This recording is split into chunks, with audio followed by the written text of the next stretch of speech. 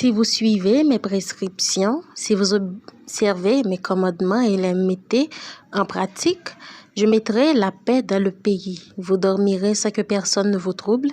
Je ferai disparaître du pays les bêtes féroces et l'épée ne passera pas dans votre pays. Lévitique 26, versets 3 à 6. Bonjour chers jeunes, un plaisir de rentrer chez vous. Débutons avec la méditation du jour. Le roi obéissant. Au Xe siècle, le roi Henri III de Bavière se lassa de ses responsabilités de roi, des pressions de la politique internationale et de la vie du palais. Il adressa au moine Richard une lettre de demande d'invitation au monastère local afin d'y passer le reste de sa vie en prière et en méditation.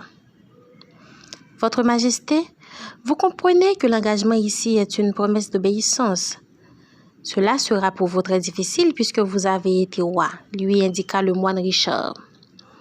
Je comprends, je vous obéirai pour le restant de ma vie, tant que le Christ vous guidera, répondit le souverain. Alors, voici ce que vous devez faire. Retournez sur votre trône et servez fidèlement là où Dieu vous a placé, lui répondit le moine. Après la mort du roi Henri, on écrivit ceci en son honneur. Obéissant, le roi apprit à gouverner. L'obéissance est une des disciplines spirituelles les plus importantes dans la vie chrétienne. Mais obéir n'est pas facile, commander est plus facile.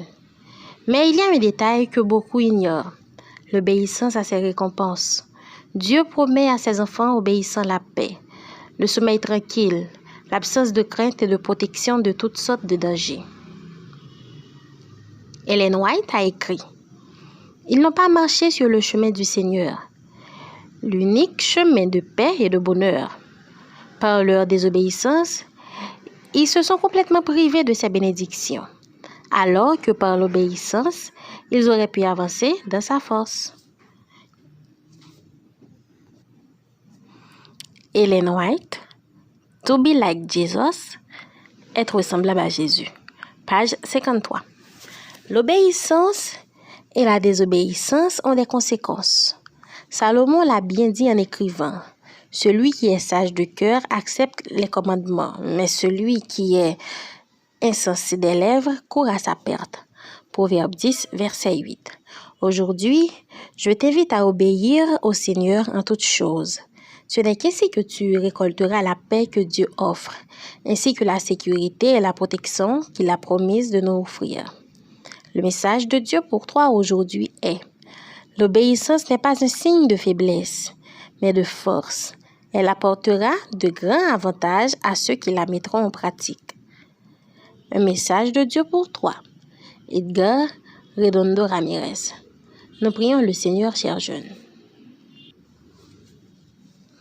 Éternel notre Seigneur, nous savons ce que cela nous a coûté, la désobéissance en Éden, et nous ne voulons plus recommencer. Tendre Père, donne-nous la force de vaincre Satan, de surmonter les épreuves et de vaincre ces tentations. Aide-nous à être chaque jour plus forts, plus obéissants à ta parole, parce que nous savons que c'est toi qui es la vérité. Et c'est grâce à toi que nous pouvons marcher en nouveauté de vie. Pardonne-nous de nos péchés. Entends nos cris. Écoute notre prière. Exauce notre prière. Qu'il en soit ainsi. Au nom de Jésus. Amen. Merci, chers jeunes. Nous vous donnons rendez-vous à demain, à la même heure.